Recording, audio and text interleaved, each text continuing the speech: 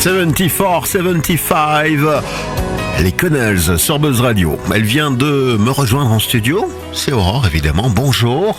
Bonjour Ben. Avec la tête des grands jours, les grands jours tels que, ça fait une semaine que j'ai plus fait ça. Et puis surtout, je suis un peu malade, c'est ça ?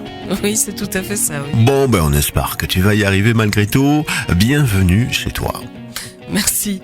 Alors Ben, nous voici donc de retour après une semaine d'absence, et si tu commences à me connaître un peu, alors qu'on approche du 100e pense-bête depuis la rentrée de septembre, tu dois te douter que cette pause a surtout été l'occasion pour moi de me vider la tête afin de laisser mon esprit vagabonder en toute liberté.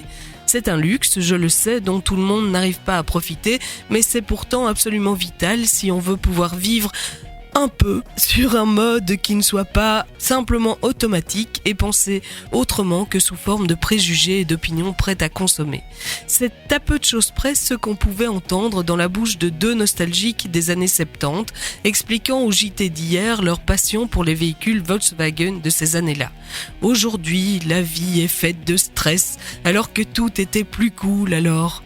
Pourtant, s'il est indéniable que la technologie a considérablement accéléré les choses autour de nous, et notamment notre course effrénée à la consommation, et même si je n'en ai pas été un témoin direct, il me semble réducteur d'imaginer que tout le monde vivait alors simplement et sans stress.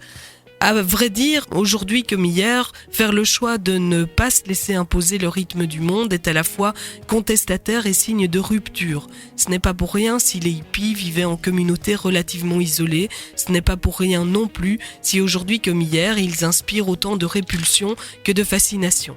Bien sûr, ce n'est pas parce qu'on décide de s'extraire un peu du temps qu'on est des hippies, et la comparaison a ses limites. Mais je crois malgré tout que la démarche, même limitée à quelques jours, a quelque chose d'aussi subversif que de nécessaire.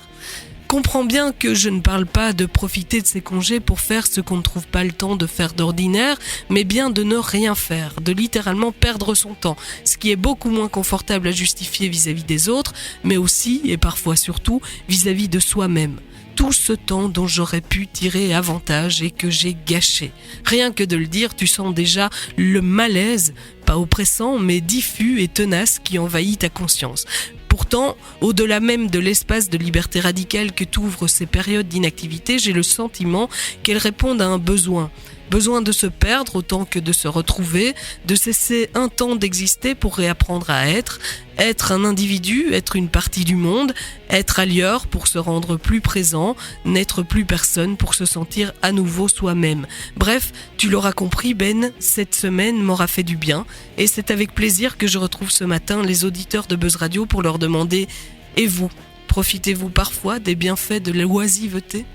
On l'espère en tout cas. Voilà, ça ne donne pas envie de recommencer le boulot, tout ça. Moi, ça me donne plutôt envie de suivre ta piste que tu as suivie un petit peu cette semaine de vacances. J'ai envie de recommencer de mon côté. Bon, bref, on n'a pas le choix, la musique va revenir. Toi, on te retrouve demain et déjà tout à l'heure également. À 16h. Oui, à 16h. Dès 16h au travail, ma fille. C'est comme ça. Et puis pour le reste, la musique revient, je vous le disais. Buzz Radio. On vous en propose un des kilos de musique. Voici venir Toni Braxton avec Unbreak My Heart ou bien encore Louane.